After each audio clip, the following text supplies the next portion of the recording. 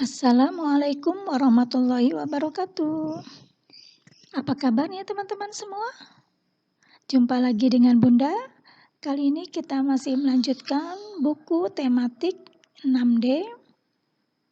Hari ini kita masih belajar tentang kerjasama ASEAN dalam bidang iptek dan teks eksplanasi. Adapun muatan materi kita pagi ini adalah IPS PB 1 dan 5 dilanjutkan dengan bahasa Indonesia PB 1, 3, dan 5. Sudah siap teman-teman? Baik, seperti biasa sebelum kita lanjutkan kegiatan kita pagi ini, mari kita awali pembelajaran kita dengan sama-sama membaca basmalah. Bismillahirrahmanirrahim. Adapun tujuan pembelajaran kita hari ini adalah yang pertama, memahami kerjasama ASEAN di bidang iptek, dan yang kedua, memahami cara membuat ringkasan. Kerjasama Indonesia dalam bidang iptek. Yang pertama adalah ASEAN Power Grid. Kerjasama ini adalah kerjasama yang berhubungan dalam interkoneksi listrik di kawasan ASEAN, di mana diharapkan melalui kerjasama ini di masa depan listrik dapat diperjualbelikan. Nah, kerjasama ini memiliki 16 proyek, 5 diantaranya terletak di Indonesia. Yang kedua, teknologi batubara yang bersih.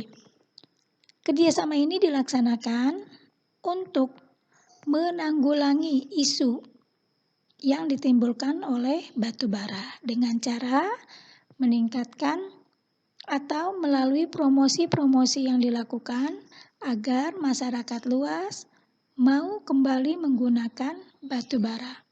Yang ketiga, pipa gas Trans ASEAN. Kerjasama ini bertujuan untuk meningkatkan keamanan dan keterjangkauan gas sehingga semua atau masyarakat di kawasan ASEAN dapat menggunakan gas dengan rasa aman dan dengan harga yang terjangkau. Yang terakhir adalah energi terbarukan. Nah, ASEAN mematok target untuk meningkatkan pemakaian energi terbarukan pada berbagai program, misalnya di bidang energi air, matahari, dan angin. Di era globalisasi ini, semua negara saling membutuhkan, saling ketergantungan dengan negara lain. Karena tidak ada satu negara pun yang mampu memenuhi kebutuhan hidup bangsanya tanpa bantuan dari negara lain. Nah, terdorong dari itu, maka ada beberapa alasan mengapa ada perusahaan asing yang berdiri di Indonesia. Alasan yang pertama adalah bahwa Indonesia memiliki kekayaan alam yang melimpah dan wilayah yang sangat luas. Yang kedua, Indonesia sebagai negara yang kaya dengan sumber daya alam dan sumber daya manusianya, karena jumlah tenaga kerja di Indonesia sangat melimpah dan Indonesia pun dikenal dengan tenaga kerja dengan upah yang rendah. Yang ketiga, Indonesia terletak di kawasan yang strategis. Seperti teman-teman ketahui, Indonesia diapit oleh 2 samudra dan 2 benua. Sehingga memudahkan untuk mengirimkan barang, baik melalui darat, laut, ataupun udara. Yang ketiga, jumlah penduduk Indonesia yang banyak menjadi salah satu faktor untuk dijadikan salah satu target konsumen yang potensial. Yang terakhir, Indonesia dikenal sebagai negara yang aman dan stabil. Nah, itulah beberapa alasan mengapa banyak perusahaan asing berdiri di Indonesia. Baik, berdirinya perusahaan asing di Indonesia membawa beberapa keuntungan bagi kita. Yang pertama, memperluas lapangan pekerjaan. Dengan banyaknya perusahaan asing di Indonesia, maka akan semakin beragam lapangan pekerjaan yang ditawarkan, sehingga memudahkan bagi bangsa Indonesia atau bagi para pencari kerja untuk mendapatkan pekerjaan. Yang kedua, dengan bekerja, maka otomatis akan meningkatkan pendapatan bagi masyarakat.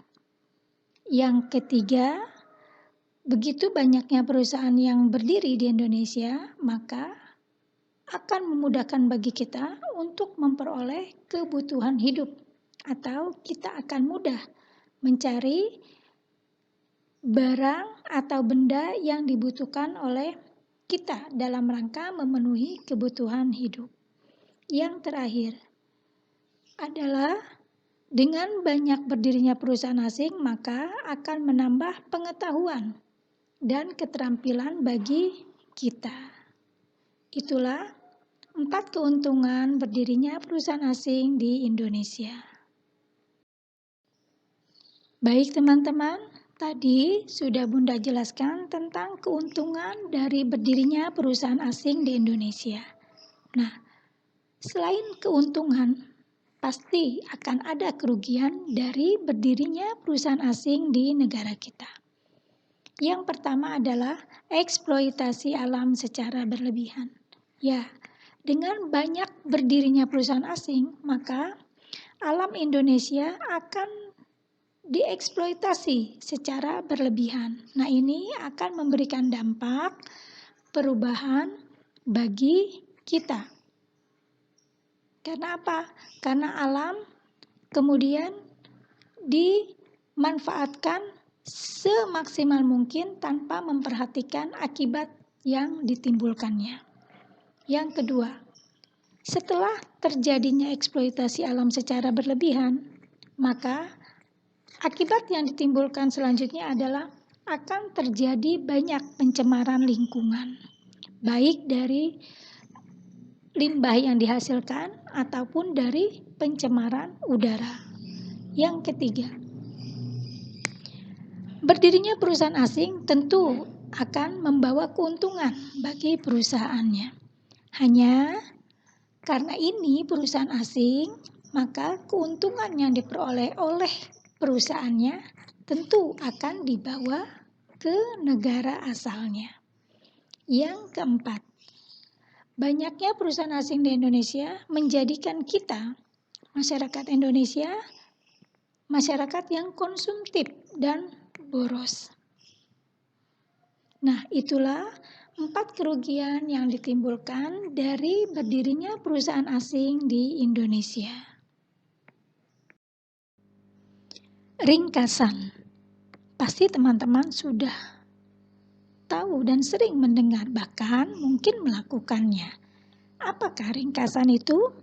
Ringkasan adalah penyajian singkat suatu wacana, atau dapat diartikan dengan memendekkan atau menuliskan satu bacaan dengan singkat.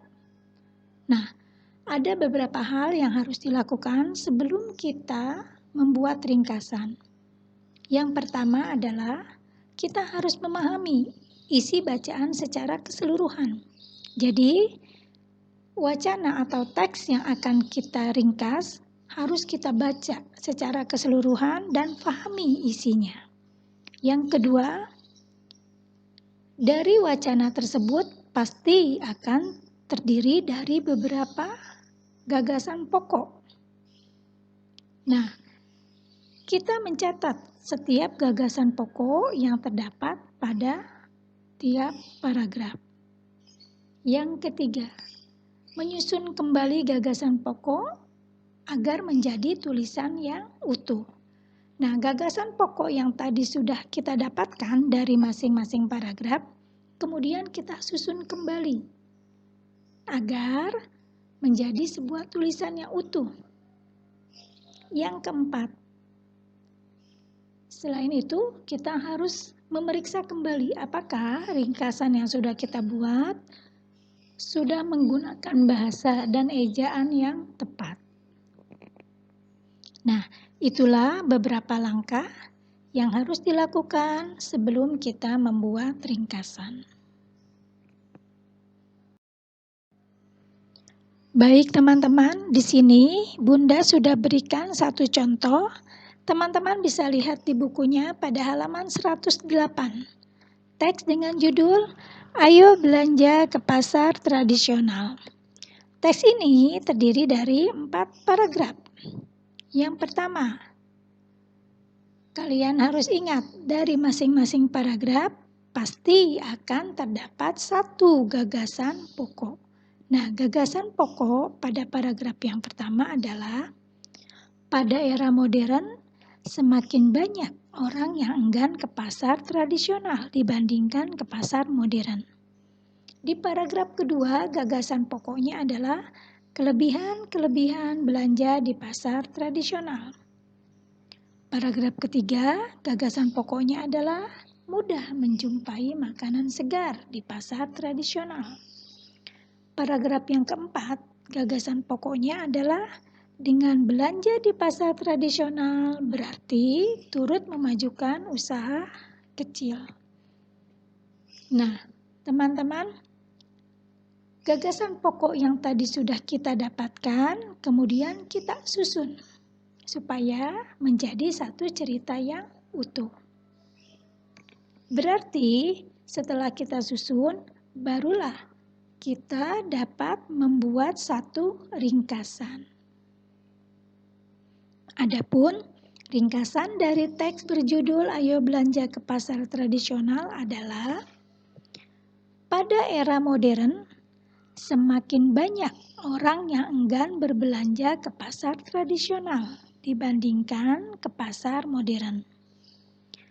Pasar tradisional sebenarnya memiliki banyak kelebihan. Antara lain, lebih mudah menjumpai makanan segar. Dengan berbelanja di pasar tradisional, berarti kita telah ikut memajukan usaha kecil. Meskipun memiliki banyak kelebihan, pasar tradisional juga memiliki kekurangan yang perlu diperbaiki bersama. Nah, itulah ringkasan dari teks dengan judul Ayo Belanja ke Pasar Tradisional. Bagaimana teman-teman? Mudah memahaminya bukan? Seperti biasa, untuk memantapkan pemahaman teman-teman akan materi ini, Bunda sudah siapkan satu tugas untuk teman-teman. Tugasnya adalah membuat ringkasan dari teks bacaan yang sudah Bunda siapkan. Tugas kali ini Bunda berikan secara terpisah. Nanti Bunda akan kirimkan tugasnya. Semoga teman-teman dapat mengerjakannya dengan baik. Yang perlu teman-teman ingat adalah dari masing-masing paragraf teman-teman harus menemukan satu gagasan pokok yang kemudian gagasan tersebut disusun supaya menjadi satu cerita yang utuh.